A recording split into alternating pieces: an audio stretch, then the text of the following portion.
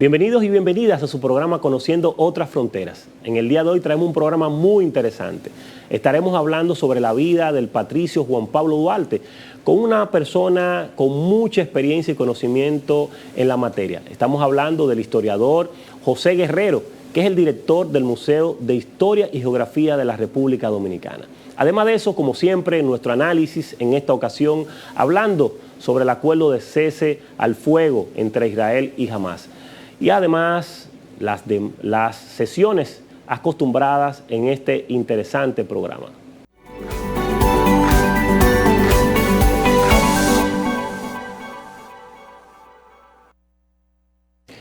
Hola amigos televidentes, en el día de hoy, en el análisis, estaremos hablando del acuerdo de cese al fuego que se anunciara el viernes 17 de este mes de enero. Ese acuerdo entre Israel y Hamás es un acuerdo histórico porque después de muchos años de conflictos se decide tratar de buscar un punto mediano, no queriendo decir esto que estamos hablando de un acuerdo de paz, sino por lo menos un acuerdo que permita lograr que los rehenes que mantiene Hamás puedan regresar a Israel con vida y quizás en condiciones que puedan garantizar su integridad. El otro aspecto importante también a tomar en cuenta es que este acuerdo va a permitir que la mayoría de refugiados palestinos, estamos hablando de más de 700.000 que se encuentran transitando muchos de los territorios de los países vecinos, puedan regresar a sus hogares. Hogares que, como todos sabemos, están totalmente destruidos. Para Naciones Unidas se habla de un 69% de las infraestructuras de Gaza se encuentran en una total destrucción. Estos aspectos también nos toca la parte humana, que es significativa, porque el conflicto inicia con un ataque de Hamás a la ciudad de Israel en el año 2023. Y a partir de este proceso, las represalias que tuvo Israel contra el pueblo de Palestina, específicamente la parte de la Franja de Gaza, fue contundente. A unos niveles de proporcionar para muchos de los analistas y expertos en derechos humanos, y muchas de las personas que han visto sufrir las consecuencias de estos ataques que, volvemos y repetimos, fue la respuesta a las acciones cometidas por Hamás. Han en esto caído muchas personas que no tienen nada que ver con el conflicto, específicamente niños y mujeres que están al margen de esta situación. El estimado, para que podamos tener una idea, se calcula alrededor de casi 50.000 personas que han fallecido del lado palestino en lo que va de este conflicto, además de las 1.200 personas que fallecieron durante el ataque de Hamás, que son de origen judío. Estos elementos se venía hace mucho tratando de buscar la manera de cómo lograr un acuerdo que parara este conflicto. Y de parte de Estados Unidos, el presidente Biden desde el año 2024, específicamente desde mayo del año 2024, hizo una propuesta de cómo podían tratar de llegar a puntos de entendimiento y que esta propuesta pudiera ser por fase para lograr reducir las posibles contradicciones y dificultades que limitaban un canje de rehenes y de prisioneros, que es lo que buscaba la parte de Hamás. Durante casi un año, esta propuesta nunca fue acogida de parte del presidente Benjamín Netanyahu. Planteaba que esta alternativa no iba a ser posible hasta que ellos no pudieran erradicar de manera definitiva toda esta fracción de terroristas, como le llaman desde Israel, a los militantes de Hamás. Y por eso muchos, incluso desde el propio Estados Unidos, señalaban que eso iba a ser imposible. Imposible porque la lógica de eliminar a Hamás implicaría toda una vida, porque no es una concesión de un grupo como tal, sino es una visión ideológica que está impregnada en parte de la población de Palestina, lo que implicaría eliminar la población por completo de Gaza y quizás también de Cisjordania para lograr llegar a esa meta que tenía el primer ministro Benjamín Netanyahu. Y por eso la única salida más viable para garantizar la seguridad de aquellas personas que habían sido tomadas como prisioneros por parte de la milicia de Hamas era llegar a algún tipo de acuerdo, como en efecto sucedió ahora. Para muchos este acuerdo es un efecto Trump. ¿Y por qué dicen con efecto Trump? Porque el presidente Trump había señalado que uno de los elementos que él buscaba parar tan pronto él tomara posesión era el conflicto entre Israel y Hamas. Entendía que ese conflicto lo que estaba desangrando la zona y generando las condiciones para que él mismo pudiera expandirse a otros territorios de la región y el conflicto, por tanto, pudiera dimensionarse a unos niveles que pudiera perderse el control de toda la situación que había iniciado con las diferencias históricas que existen entre Israel y esa facción Hamas, que recordamos que desde el año 1987, cuando nace, decidió comenzar a enfrentar a través de las armas la manera de cómo independizar el territorio palestino. Saludamos como un aspecto muy positivo lo que ha ocurrido. Definitivamente, como ha estado contemplado este proceso, que está visto en 3 fases, estas 3 fases empezaron este domingo con la liberación de 3 rehenes judías que fueron entregadas al gobierno de Israel y a cambio de ellas 30 personas que estaban guardadas en prisión palestina fueron liberadas por cada una de ellas. Estamos hablando de unas 90 personas que fueron liberadas. El primer acuerdo implicaba este compromiso de ambas partes que fue cumplido. Hay una segunda fase que lo que se espera es que en la segunda fase se pueda lograr la liberación de todos los rehenes que faltan. Recordamos que se habla de uno más de 250 rehenes que pudieron llevarse la milicia de Hamas, y lo que se busca es que en esa segunda fase se pueda lograr la liberación de todo del total de las personas que han sido tomadas como rehenes. Y con ello, lógicamente, que puedan liberarse una cantidad significativa de palestinos que guardan prisión. En la gran mayoría, muchos son menores de edad, otras son mujeres que, si bien es cierto, muchas han sido reconocidas por el propio Estado judío de que forman parte de Hamas, pero la gran mayoría, señalado por las propias autoridades judías, son personas que han sido detenidas para fines de investigación. Es decir, que están lejos de la participación del conflicto. La tercera fase que plantea este acuerdo de cese al fuego es que posteriormente, si todo continúa en paz, que no haya ningún tipo de ataque de un lado ni del otro, lo que continuará es la reconstrucción de Gaza.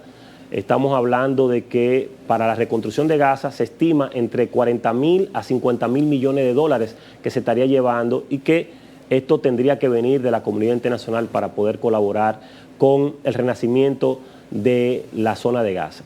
Pero uno de los aspectos que también se ha estado señalando es quién va a controlar y dirigir esta parte importante de Gaza después de estos acuerdos. Y aquí han surgido varias propuestas. Una, que pueda ser una dirección tripartita de los países que se han involucrado en este acuerdo de paz. En el caso de Qatar, el mismo caso de Emiratos Árabes, y de igual manera de una facción internacional que pudiera ser Estados Unidos.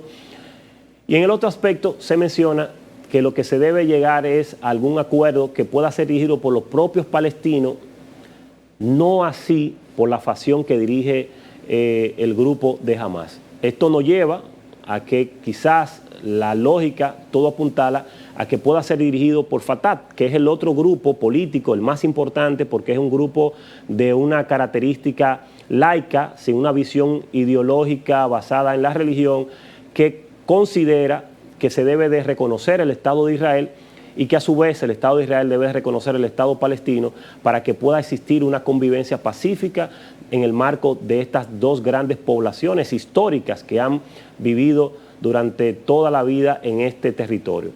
Esta facción que todos recordamos era la que dirigía Yasser Arafat, que conciencialmente, por sus posiciones de negociación con Israel en el año 1987, genera un fraccionamiento de otros grupos que entendían que no era viable hacerlo, y es cuando nace Hamás. Y Hamás se convierte en esa piedra en el zapato que generó dificultades, no solamente para el Estado de Israel, sino para los propios palestinos, como el caso de Yasser Arafat, que siempre tuvo que enfrentar a este grupo que se opuso a las medidas de los acuerdos de paz que posteriormente fueron fortalecidos en el año 1993 y que se reconoció realmente el liderazgo de la autoridad palestina sobre la figura de Yasser Arafat.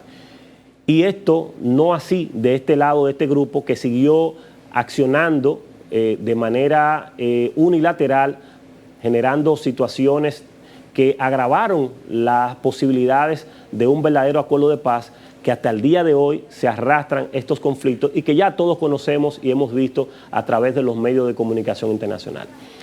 Finalizamos diciendo que el acuerdo no es quizás el mejor de todos, porque no estamos hablando de un acuerdo de paz, estamos hablando de un acuerdo de cese al fuego, por lo tanto el conflicto puede continuar en cualquier momento, pero es una iniciativa que permite que por lo menos comience a llegar ayuda humanitaria a Gaza, donde hay miles de palestinos que viven en condiciones precarias, que están en condiciones infrahumanas, y que esta oportunidad permite que los organismos internacionales como Naciones Unidas puedan llevar ayuda como alimentos, agua, medicamentos, y además permite que muchos de los que han tenido que salir como refugiados fuera de su territorio puedan regresar otra vez a su tierra.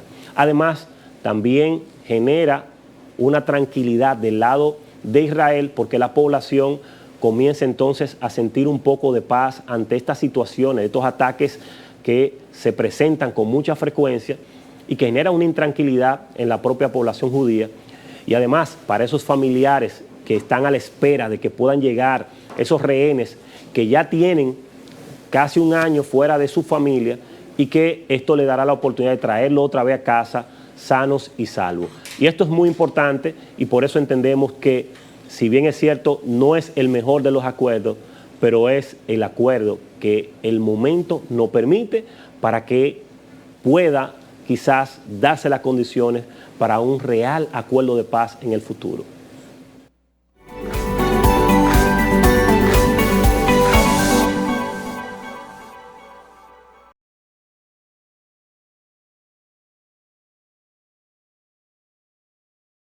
Ahora en Voz, puede disfrutar de La Expresión de la Tarde con los destacados periodistas y comunicadores Adolfo Salomón, que ayer el presidente Luis Abinader, Carmen Curiel, quizás la inteligencia, Roberto Gil y Ángela Costa. Posición del presidente. De lunes a viernes de 3 a 5 de la tarde, La Expresión de la Tarde, por Voz, Canal 85, y en nuestras redes sociales, @tvn24.do, @VozMediaNet, en TikTok, @tvn24do, en nuestra página web, Voz Media Network, en YouTube, Voz Media Network, TVN24DO.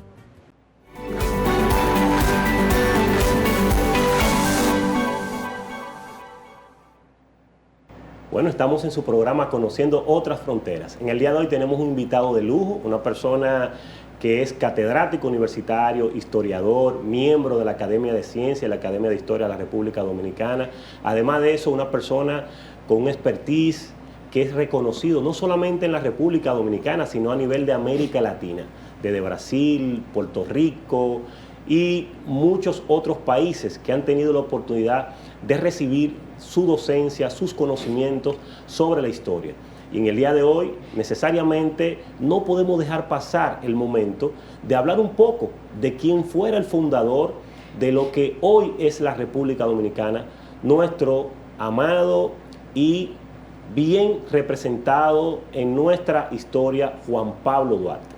Y para eso traemos a el profesor universitario José Guillermo Guerrero, quien nos va a comentar un poco sobre estos acontecimientos y algunos datos que para muchos de nosotros todavía son desconocidos, pero como historiador, como una persona que profundiza en el tema, nos dará la oportunidad de profundizar al respecto.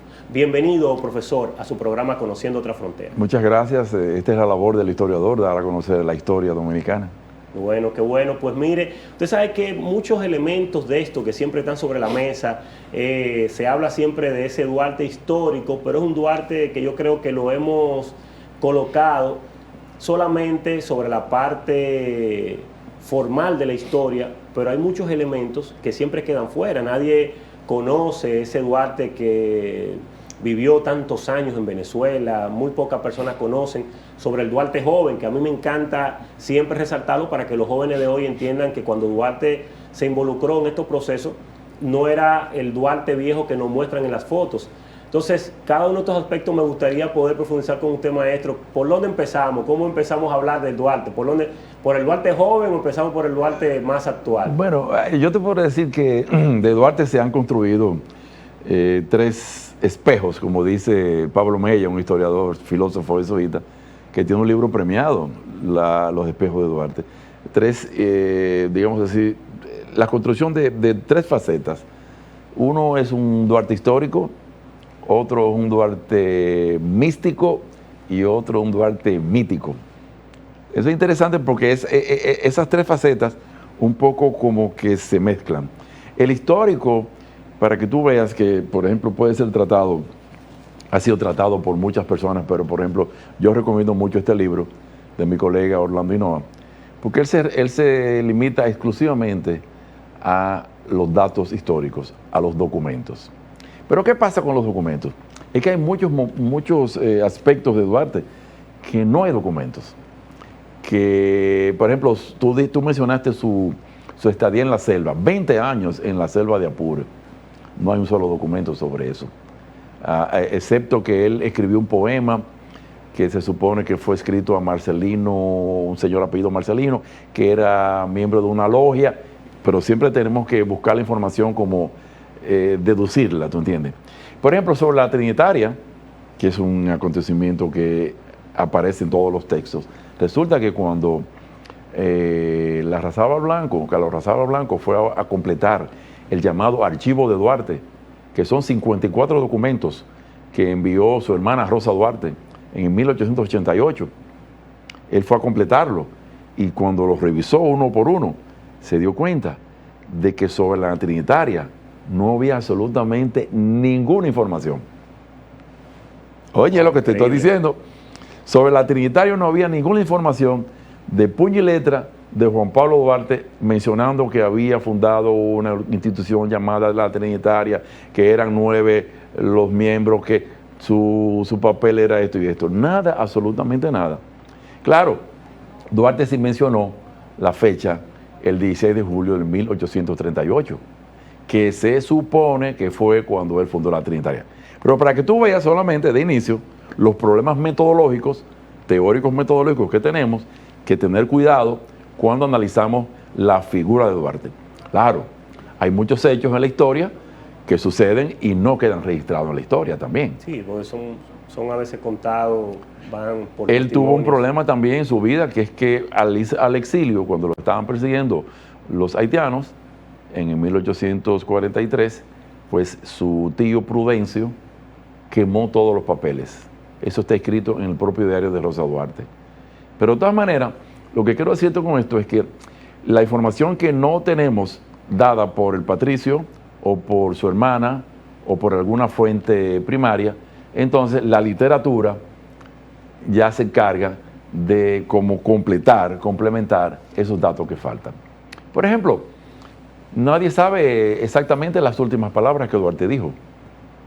Bueno, pero hay una recreación. Entonces, este texto, que es una novela fantástica, yo sé que a ti te gusta la novela. Sí, sí, claro. Y yo soy historiador y leo novelas, y leo novelas históricas. Por lo que te estoy diciendo, es que la novela, en cierto sentido, recrea vitalmente más cerca de lo que realmente aconteció.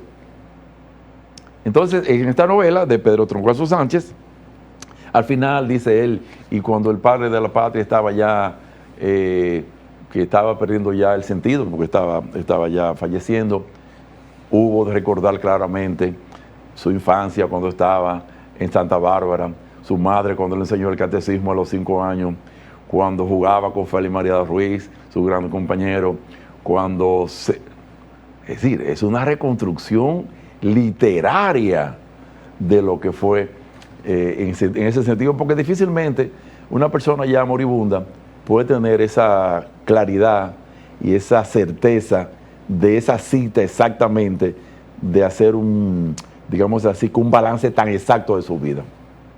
Sí, pero eso lo hace Pedro Troncoso Sánchez. Entonces a mí me gusta juntar las fuentes. Claro, cuando hablo de la fuente histórica digo, esto es por historia. Y cuando la información está reconstruida por la literatura, digo, esto es por la literatura. Pero al fin y al cabo lo que interesa es lo que tú dijiste, es qué transmisión, qué comunicación nosotros vamos a tener sobre la historia dominicana y sobre uno de nuestros padres de la patria, sobre todo a la juventud, a la niñez y después a la juventud.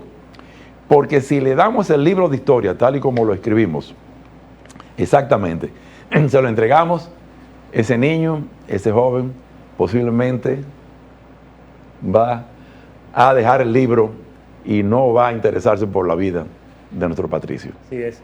Si usted sabe que a propósito de lo que usted menciona y que hace un recuento de la parte literaria y del Duarte histórico en 2 documentos que es interesante, que luego ahorita un poquito vamos a retomar para hacer un close-up para que las personas lo puedan ver y el que esté interesado en conocer estas literaturas sepa cómo adquirirlo. Pero me gustaría caer en el punto que usted señalaba, y eso a propósito de los jóvenes. Nosotros tenemos un Duarte que indudablemente empezó a tener un criterio propio de lo que realmente debía de ser una nación nueva en este territorio que estaba ocupado por la parte haitiana. Usted como historiador, ¿a qué se debe esa visión de Duarte? ¿Cómo fue evolucionando? Y me gustaría incluso, para que usted fuera cerrando ahí en esa parte, la visión ideológica de Duarte, ¿cómo concluye y dónde podemos situarla, la visión ideológica? Mira, Duarte era un autodidacta. En la época, sobre todo en la época haitiana, pues no había universidad. Y yo lo que he tenido información es de una escuela primaria. No veo información de escuela secundaria, por ejemplo, para decirte. Duarte era un gran autodidacta, y eso lo dice Félix María Ruiz, el último trinitario que murió en Mérida, Venezuela, y que escribió una carta diciendo eso. Era un gran autodidacta, era un lector, devorador de libros, y no solamente de historia, de geografía, de historia militar, de la Biblia también leía mucho. Pero definitivamente que el viaje que él hizo en el 1828, la fecha no está muy clara, hasta el 1833, a Estados Unidos y Europa, y de Europa a Inglaterra, Francia y España. Eso no lo hacía cualquier persona en esa época. Ese joven ahí pudo ver fenómenos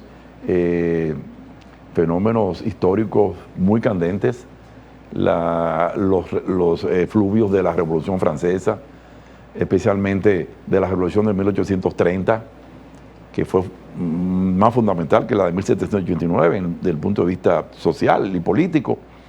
Él pudo ver muchas organizaciones en España, especialmente en Barcelona, que estaban luchando por fueros municipales, por eso él va a incluir el municipio como el cuarto poder. Eso es una visión muy adelantada de él. Pero muy adelantada. Muy adelantada de él. Como un poder, así. Si nos hubiéramos llevado a Duarte, pues los municipios fueran como el presidente de la República, el Poder Ejecutivo, el Poder Legislativo y el municipio ahí hablando de tú a tú, decidiendo las cuestiones de la gente. Y entonces eso le dio a Duarte definitivamente con una experiencia muy vital. Pero hay muy pocas informaciones. Porque, ¿qué pasa? Él le prometió al historiador José Gabriel García, en el 1868, que iba a publicar, que iba a escribir la historia de la República Dominicana, él vinculada a la historia de la separación, etcétera, y no lo hizo.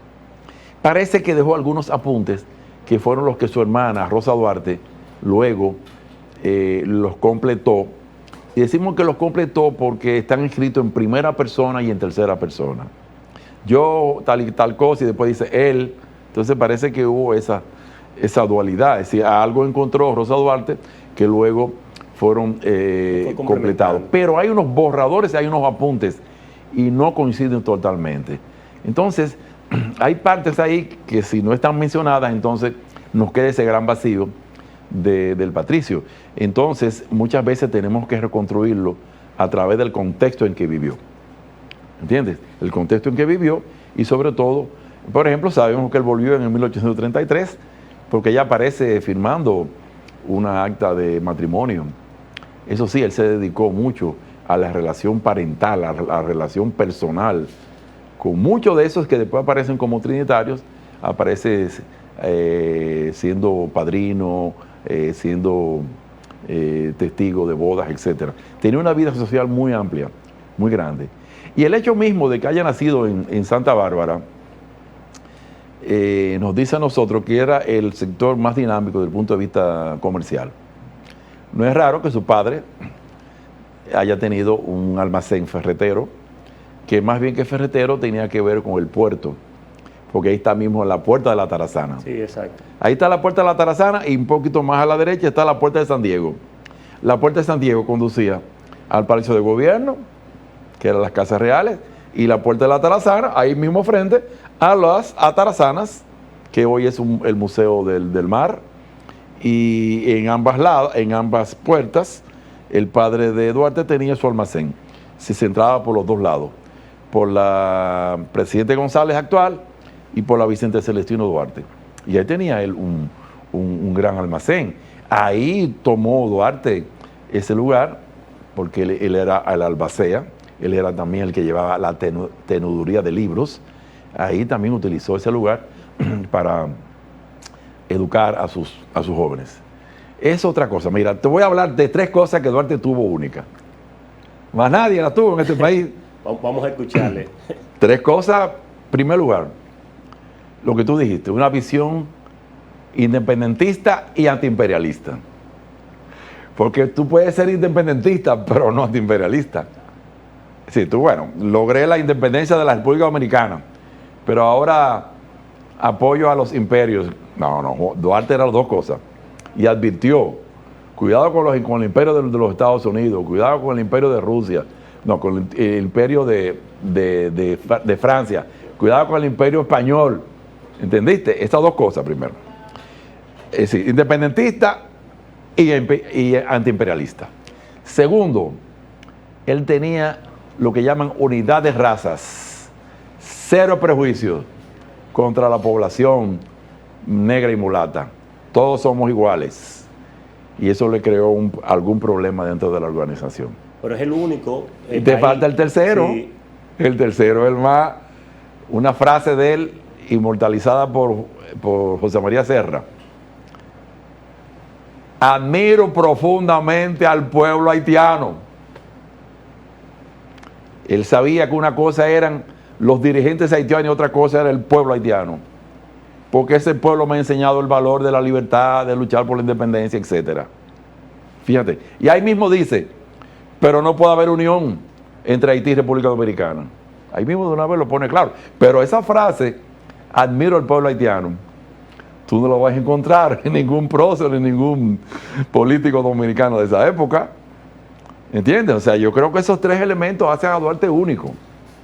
Sí, fíjate, admiro al pueblo haitiano, significa no tengo prejuicios sobre la población haitiana, pero no puedo aceptar la política de sus jerarcas, de sus dirigentes, de unificar el país.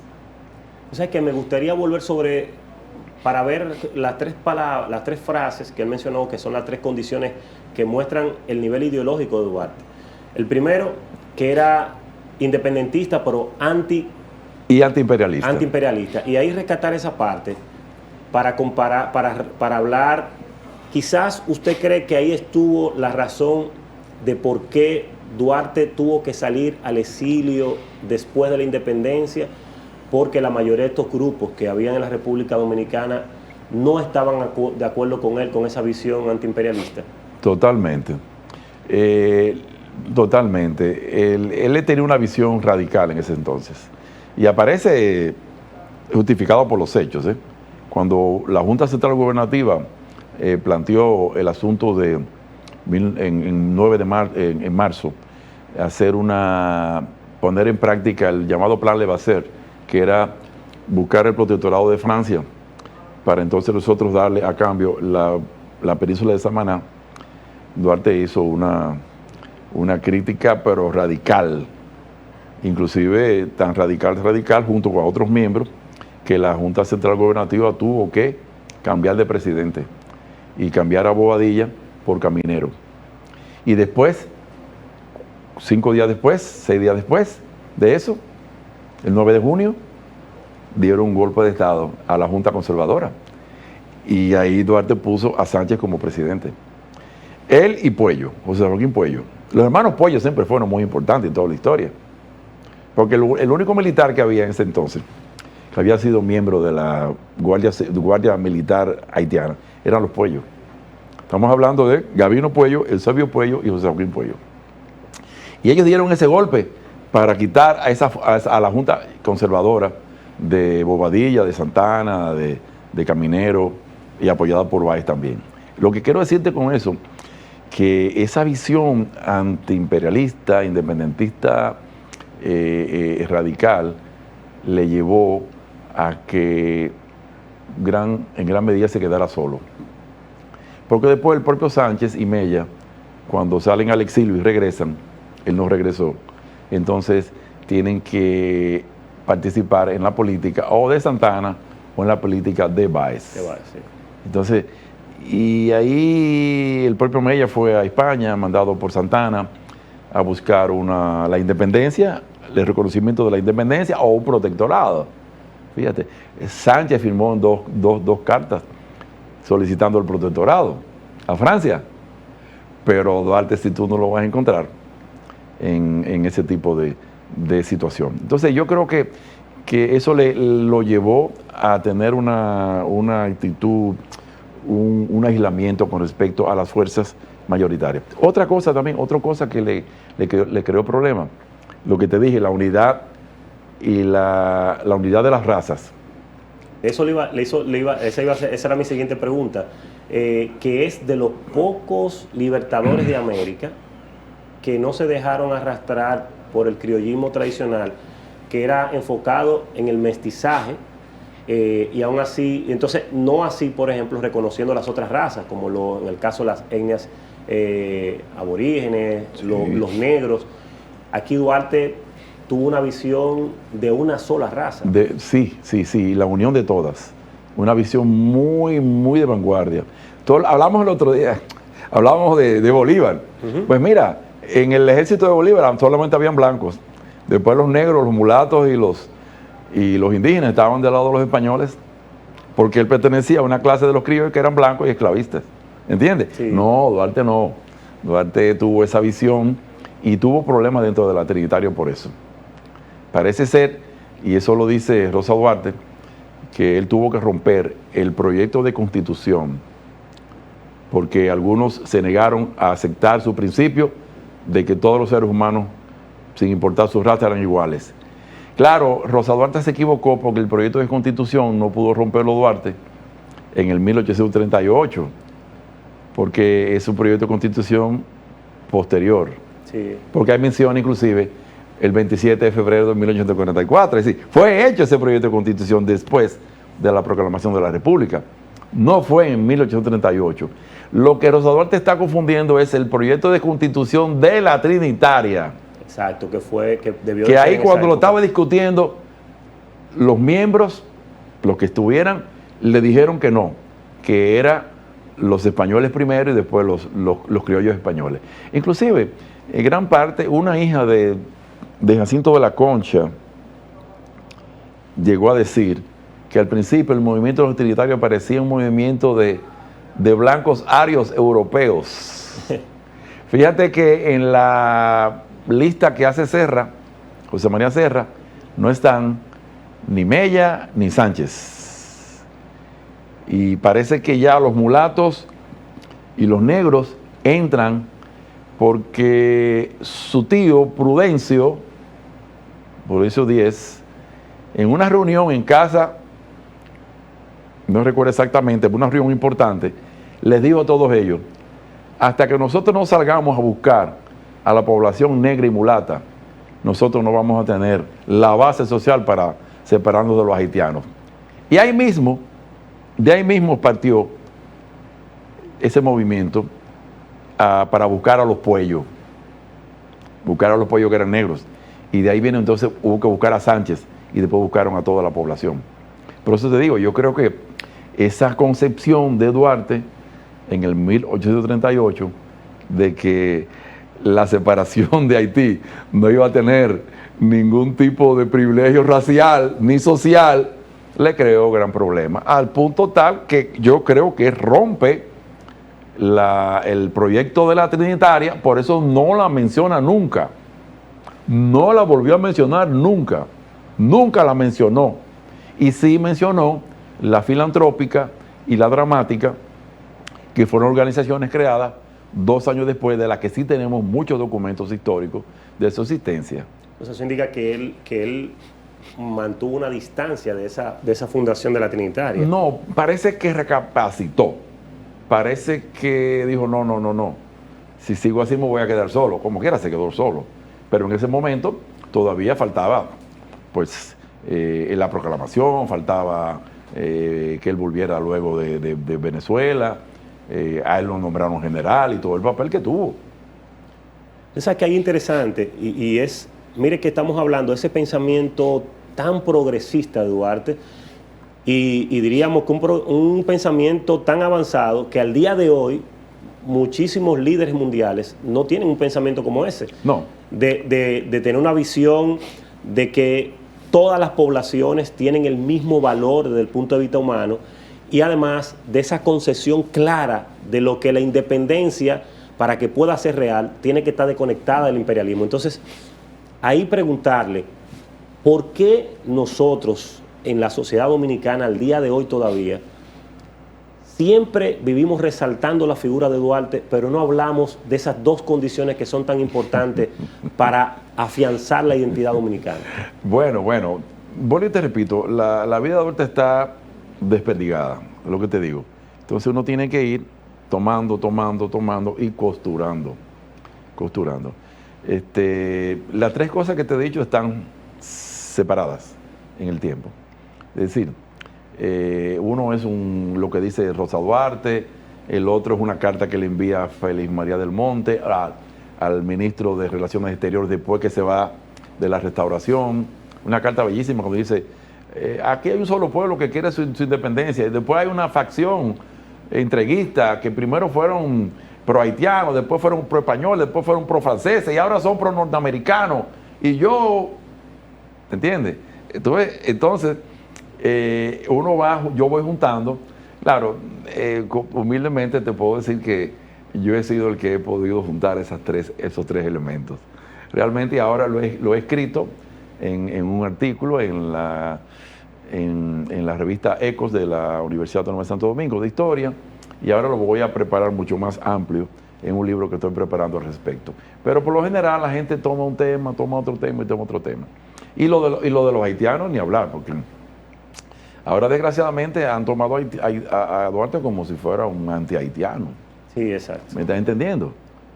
Como él fue un pro-dominicano, pero siempre dijo que no iba a tener esa visión prejuiciada ni contra los dominicanos ni contra los haitianos. Porque el pueblo haitiano no tenía la culpa. No tiene la culpa. Ni hoy tampoco la tiene. Entonces él permite hacer un juicio para una acción más integral y más de acuerdo con la realidad que necesitamos superar. Por eso yo creo que los otros no tuvieron esa visión, o por lo menos no la expresaron. Sí, y mire todo lo que usted señala, o sea, independientemente, siempre lo que vemos es que se toma por los cabellos las ideas de Duarte para utilizarla o con el tema haitiano, o utilizarla, por ejemplo, contra algún candidato político en un momento determinado o contra algún interés particular. Sin embargo, muchos de estos que se llaman ser duartianos son los más imperialistas del mundo. Así mismo. O son los más racistas del mundo. Entonces tú dices, esto es totalmente contrario a lo que Duarte promovía y a lo que Duarte quería para la República Dominicana. El psiquiatra José Miguel Gómez, hay que seguirlo siempre.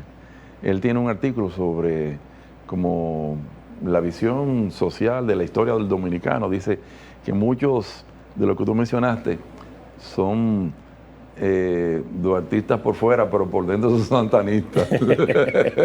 Así es. Es decir, que hacen creer que son duartistas, pero actúan realmente como Santana. Entonces, no, yo creo que a mí me gusta también dar una visión de la historia con múltiples versiones. Porque a mí no me gustaría que me impongan una versión a mí.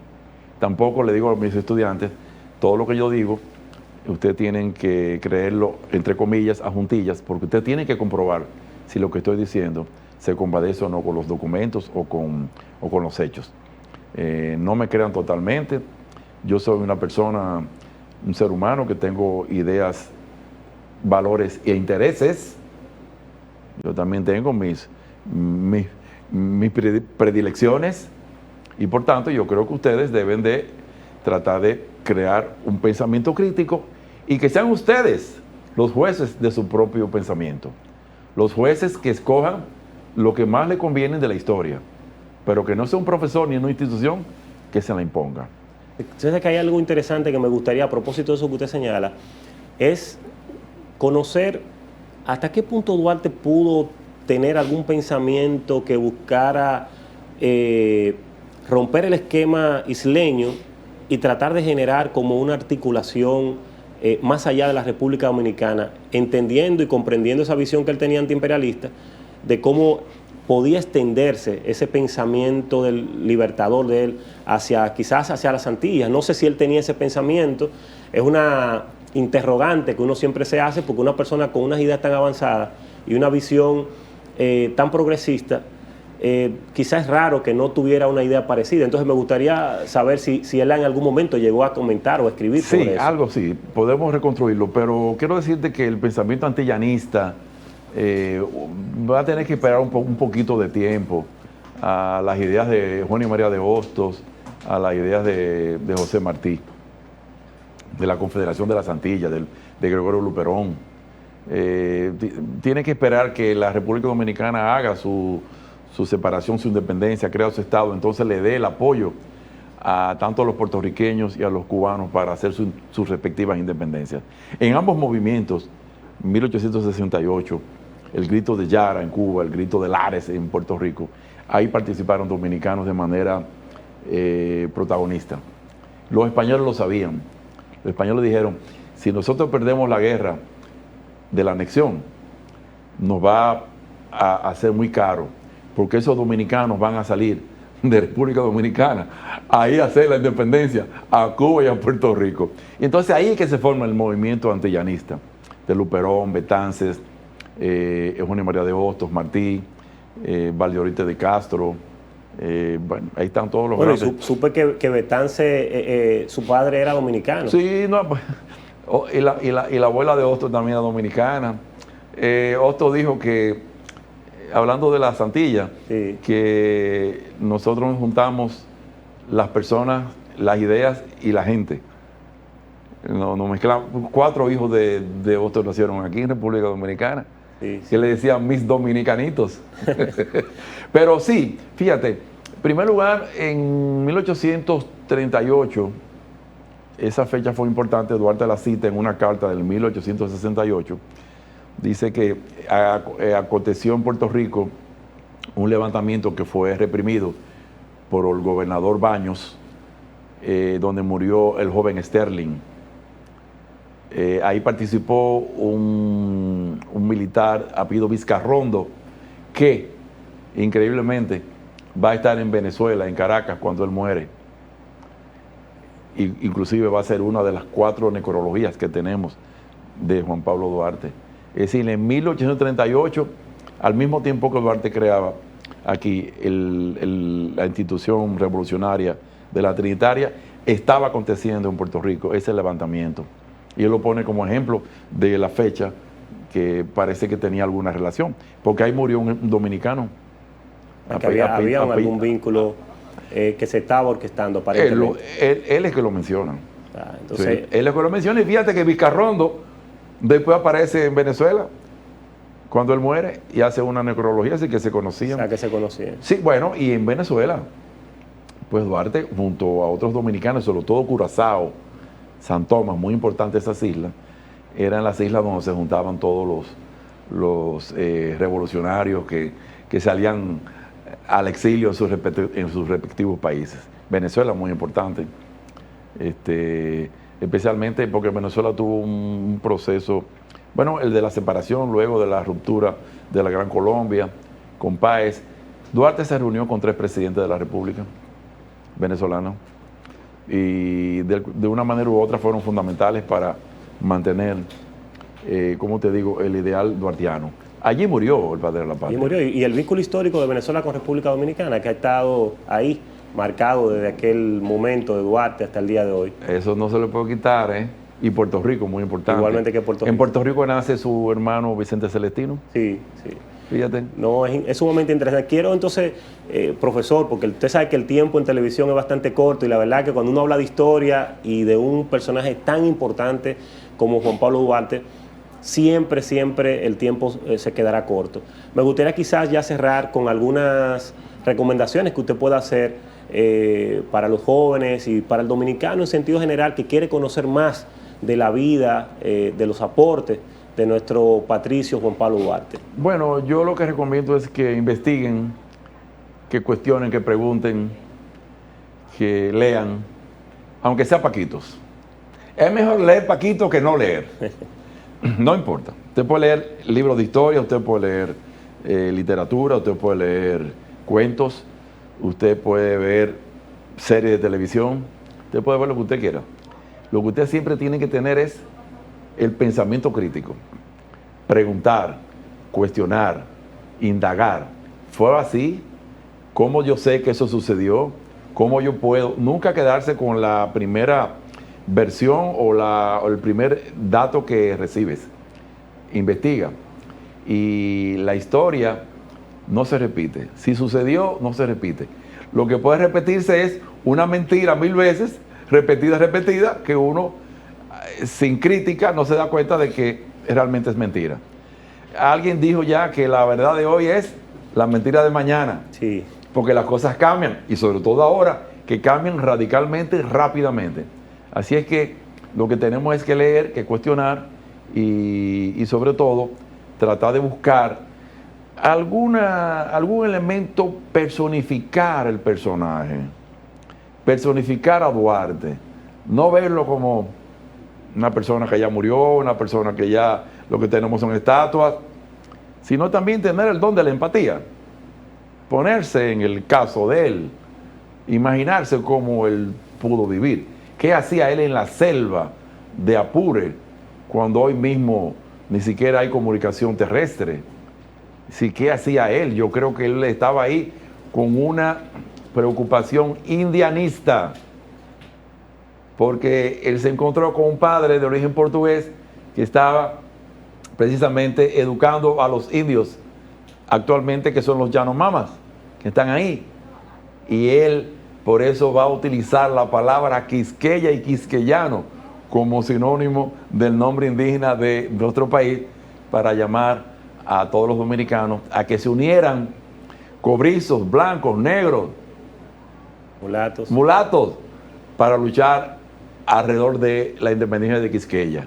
Vuelve otra vez ahí la unidad de todos los seres humanos. Así es. No, mil gracias, maestro. La verdad que nos gustaría que podamos volver a tener otra entrevista con usted para hablar un poco de esa importante gestión que usted está haciendo en el Museo de Historia y Geografía, que es una parte esencial desde el punto de vista institucional para seguir reforzando el conocimiento de las presentes y futuras generaciones de la República Dominicana. Así que, amigos televidentes, seguimos en sintonía con su programa Conociendo Otras Fronteras.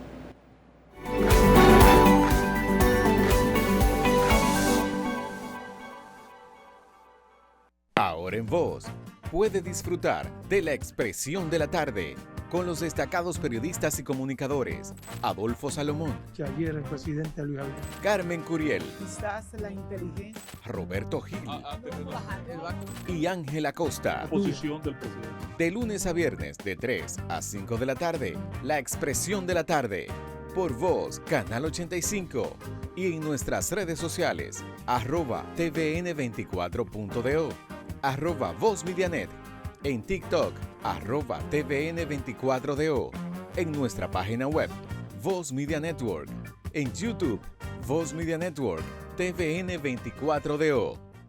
Ahora de la figura del presidente.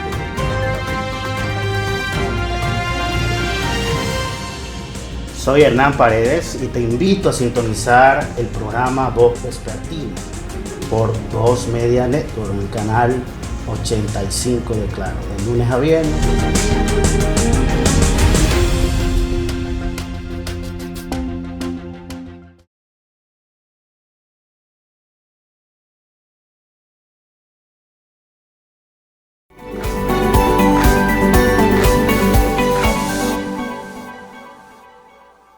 Hola, hola, bienvenidos a tu segmento llamado ¿Sabías qué? En el día de hoy, como siempre, les traigo un tema sumamente importante. El día de hoy hablaremos sobre el día del natalicio de Juan Pablo Duarte. Juan Pablo Duarte nació en el año 1813. Fue un político, militar, ideólogo y patriota dominicano, reconocido como uno de los padres de la patria de la República Dominicana. Es el fundador de la Trinitaria, la sociedad secreta que lideró el movimiento para lograr la independencia de la parte oriental de la isla Hispaniola. En ese entonces bajo dominio haitiano, y establecer una nación libre y soberana.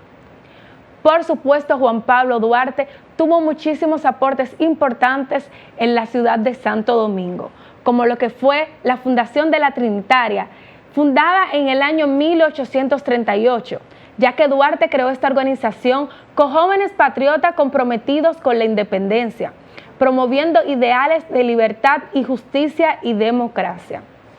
También se encuentra la ideología republicana, ya que fue un defensor de la formación de una república independiente basada en los principios de igualdad y soberanía popular. Y por supuesto la independencia dominicana. Aunque Duarte estuvo exiliado durante la proclamación de la independencia en el año 1844, el 27 de febrero, su liderazgo y visión inspiraron el movimiento. Duarte es símbolo de patriotismo y sacrificio por el bien común. Su natalicio, el 26 de enero, es una fecha de gran importancia en la República Dominicana. Es recordado por su frase célebre: vivir sin patria es lo mismo que vivir sin honor. Falleció en el exilio en Caracas, Venezuela, el 15 de julio de 1876. Pero su memoria perdurará como uno de los principales artífices de la independencia dominicana. Hasta aquí llega el segmento del día de hoy y por supuesto nos vemos en una próxima entrega.